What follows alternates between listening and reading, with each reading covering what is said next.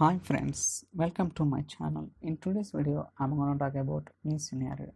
So please try to watch all my previous videos like SQL Server development, performance tuning, and SSIS, and also Power BI and DAX, so that you'll get more understanding in different technologies. Now we'll go to the Power BI desktop. There you can understand today's video demo.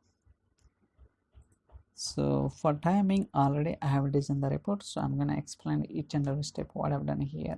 So before getting the details of the report, let me explain what are the tables I have imported to design this report under. Okay, so customer, dim geography, product, sales territory, dim date, category, subcategory, internet sales. So these are the tables I have imported from the Excel, and also we'll try to understand what kind of relationship we have established between the dimension tables and fact tables. So understanding relationship, it's very important in Power BI. We'll try to see that is also. Go to the model, just click on, collapse these two, scroll down. Now we can see that I have enabled the relationship between the dimension facts. For example, if I place the mouse over here, we can see that based on the date column from the dim date table and order date key in the internet sales, I have enabled the relationship between these two columns. Even you can understand what kind of direction it is. It's like one direction to many direction. It means that a filter propagation flowing from the dimension table to the fact table. Likewise, I have enabled the relationship between the dimensions and the fact table. We'll try to speak more on upcoming videos, all kind of options that are available, like how to detect automatic relationship or how to create manually. We'll try to see the all possible so what are the options are available. We'll try to see everything. So for timing, we'll try to understand today's report only. Just click on report. So now you can see that these are the two card visuals and this is the chart.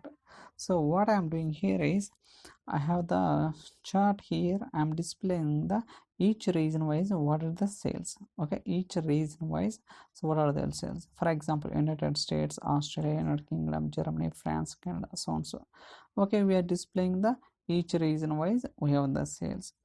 But so what are the regions we have? So I'm just capturing into the card visual.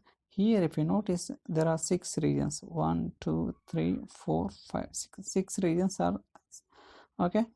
So here what I'm displaying, 6 regions are selected. If I did not select any one of them, by default I am showing 6 regions selected. And also here I am displaying all regions sales because I am not selecting anything here. So that is the reason I am displaying all region sales 2.87 million.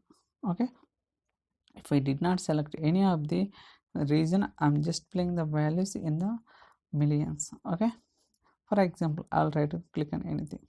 Now we can see that we have selected.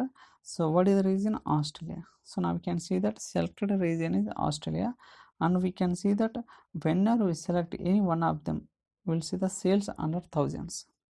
If I did not select any one of the region, I'm displaying the sales in the millions.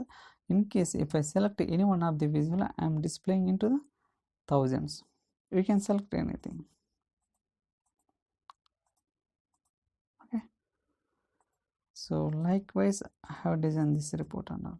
It's very simple only. So just I'm displaying so how many regions are there in this card visual, and also so what are the region sales, comparing all the region sales. I'm just displaying here.